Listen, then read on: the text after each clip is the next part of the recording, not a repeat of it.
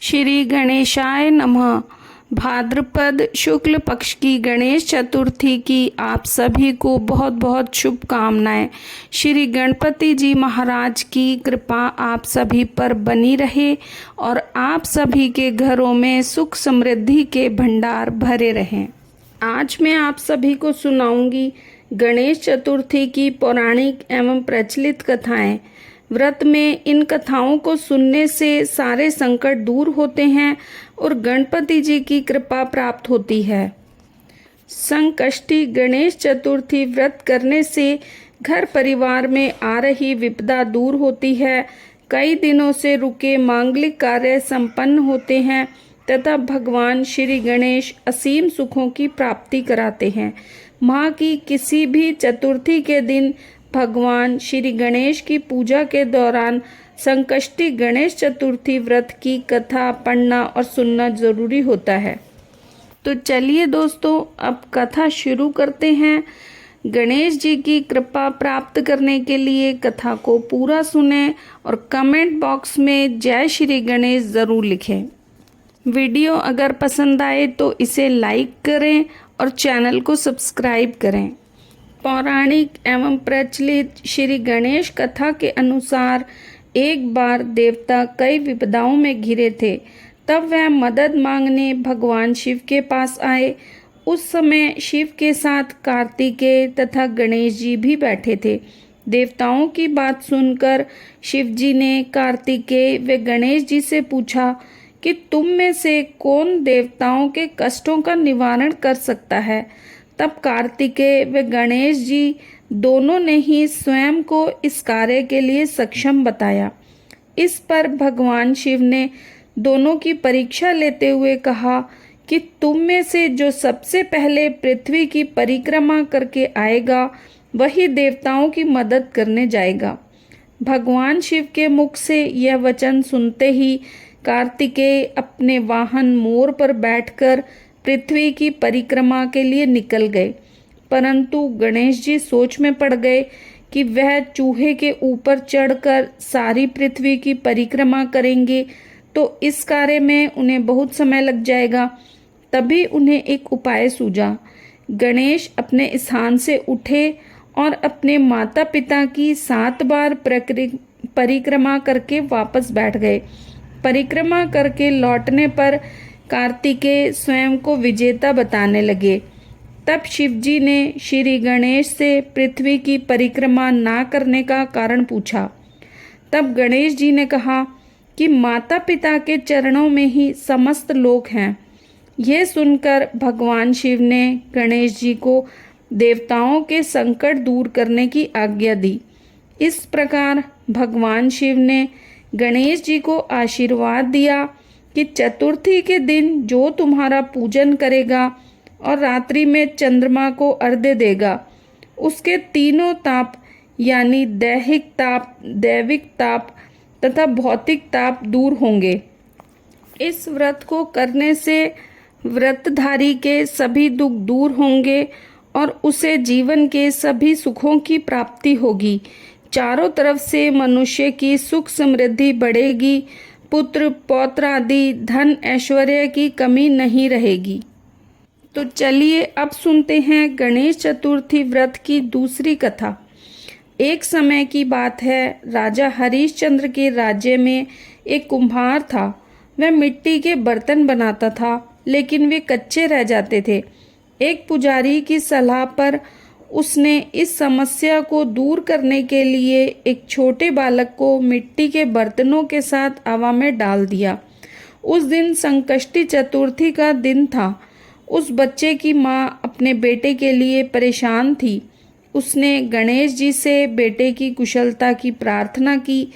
दूसरे दिन जब कुम्हार ने सुबह उठकर देखा तो आवा में उसके सारे बर्तन तो पक गए थे लेकिन बच्चे का बाल बांका भी नहीं हुआ था। वह डर गया और राजा के दरबार में जाकर सारी घटना बताई।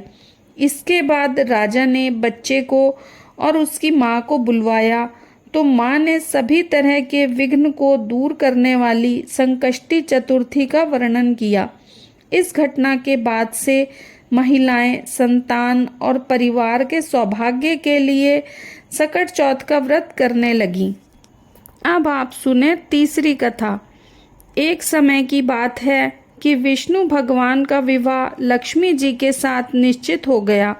विवाह की तैयारी होने लगी।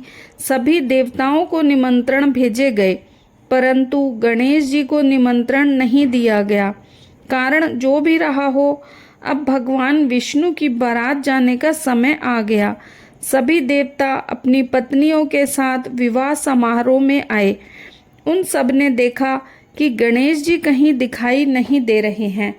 तब वे सब आपस में चर्चा करने लगे कि क्या गणेश जी को न्योता नहीं दिया गया या गणेश जी स्वयं ही नहीं आए हैं। सभी को इस बात पर आश्चर्य होने लगा। तभी सबने विचार किया कि विष्णु भगवान से ही इसका कारण पूछा जाए। विष्णु भगवान से पूछने पर उन्होंने कहा कि हमने गणेश जी के पिता भोलेनाथ महादेव को न्योता भेजा है। यदि गणेश जी अपने पिता के साथ आना चाहते तो आ जाते। अलग से न्योता देने की कोई आवश्यकता भी नहीं थी।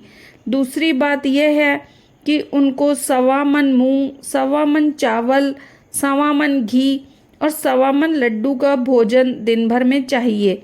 यदि गणेश जी नहीं आएंगे तो कोई बात नहीं, दूसरे के घर जाकर इतना सारा खाना पीना अच्छा भी नहीं लगता।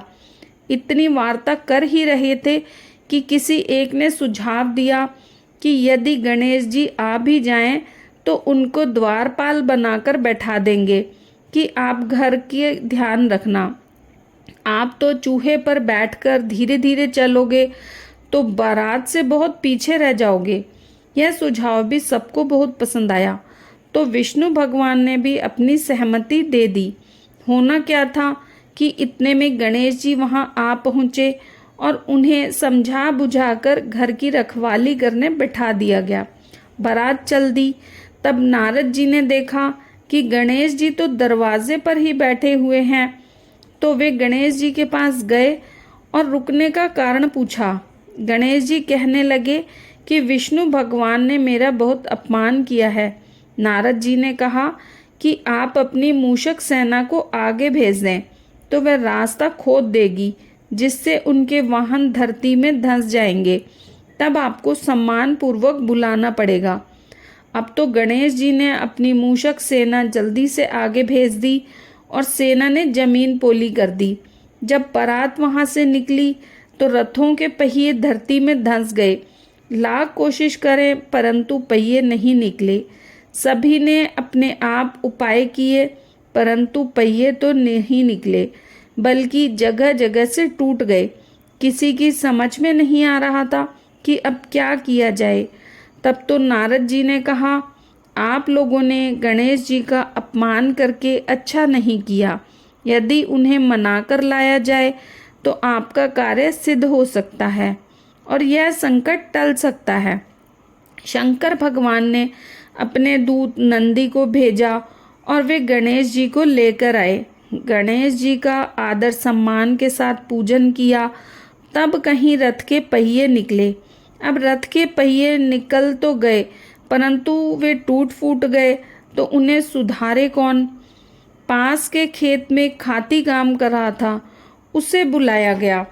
खाती अपना कार्य करने से पहले श्री गणेशाय नमः कहकर गणेश जी की मन ही मन वंदना करने लगा। देखते ही देखते खाती ने सभी पहियों को ठीक कर दिया।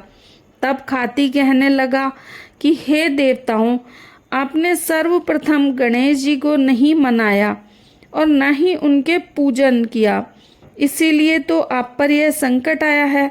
हम तो मूर्ख अज्ञानी हैं, फिर भी पहले गणेश जी को पूजते हैं, उनका ध्यान करते हैं। आप लोग तो देवतागण हैं, फिर भी आप गणेश जी को कैसे भूल गए। अब आप लोग भगवान श्री गणेश की जय बोलकर जाए तो आपके सब काम बन जाएंगे और कोई संकट भी नहीं आएगा। ऐसा कहते हुए बारात वहां से चल दी और विष्णु भगवान का लक्ष्मी जी के साथ विवाह संपन्न करा के सभी सकुशल घर लौट आए। बोलो गजानन भगवान की जय। भगवान गणेश की चौथी कथा। श्री गणेश चतुर्थी व्रत की पौराणिक कथा के अनुसार एक बार भगवान शिव तथा माता पार्वती नर्मदा नदी के किनारे बैठे थे। वहां माता पार्वती ने भगवान शिव से समय व्यतीत करने के लिए चौपड़ खेलने को कहा। शिव चौपड़ खेलने के लिए तैयार हो गए, परंतु इस खेल में हार जीत का फैसला कौन करेगा, यह प्रश्न उसके समक्ष उठा तो भगवान शिव ने कुछ तिनके एकत्रित कर उसका एक पुतला बनाकर उसकी प्राण प्रतिष्ठा कर दी और पुतले से कहा, बेटा, हम चौपड़ खेलना चाहते थे, परंतु हमारी हार जीत का फैसला करने वाला कोई नहीं है, इसलिए तुम बताना कि हम दोनों में से कौन हारा और कौन जीता। उसके बाद भगवान शिव और माता पार्वती का चौपड़ खेल शुरू हो गया। यह खेल 3 बार खेला गया और संयोग से तीनों बार माता पार्वती ही जीत गईं। खेल समाप्त होने के बाद बालक से हार जीत का फैसला करने के लिए कहा गया तो उस बालक ने महादेव को विजयी बताया। यह सुनकर माता पार्वती क्रोधित हो गई और क्रोध में उन्होंने बालक को लंगड़ा होने, कीचड़ में पड़े रहने का श्राप दे दिया। बालक ने माता पार्वती से माफ़ी मांगी और कहा कि ये मुझसे अज्ञानतावश हुआ है, ऐसा मैंने किसी द्वेष भाव में नहीं किया। बालक द्वारा क्षमा मांगने पर माता ने कहा, यहाँ गणेश पूजन के लिए नाग कन्याएं आएंगी, उनके कहे अनुसार तुम गणेश व्रत करो, ऐसा करने से तुम मुझे प्राप्त करोगे। यह कहकर माता पार्वती शिव के साथ कैलाश पर्वत पर चली गईं। 1 वर्ष के बाद उस स्थान पर नाग कन्याएं आईं। तब नाग कन्याओं से श्री गणेश के व्रत की विधि मालूम करने पर उस बालक ने 21 दिन लगातार गणेश जी का व्रत किया। उसकी श्रद्धा से गणेश जी प्रसन्न हुए और उन्होंने बालक को मनोवांछित फल मांगने के लिए कहा। उस पर उस बालक ने कहा, हे विनायक, मुझ में इतनी शक्ति दीजिए कि मैं अपने पैरों से चलकर अपने माता पिता के साथ कैलाश पर्वत पर पहुंच सकूं और वे ये देखकर प्रसन्न हों।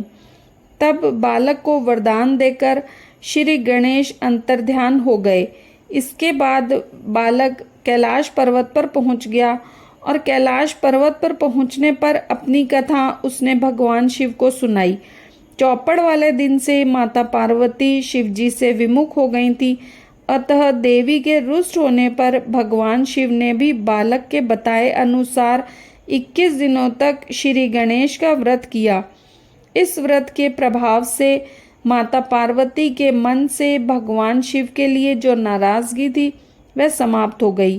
तब ये विधि भगवान शंकर ने माता पार्वती को बताई।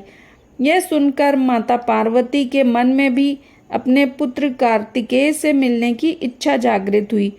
तब माता पार्वती ने भी 21 दिन तक श्री गणेश का व्रत किया तथा दूर्वा, फूल और लड्डुओं से गणेश जी का पूजन अर्चन किया।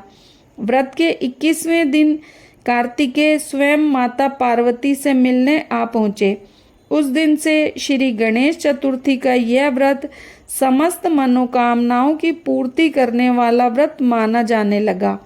इस व्रत को करने से मनुष्य के सारे कष्ट दूर होकर मनुष्य को समस्त सुख सुविधाएं प्राप्त होती हैं।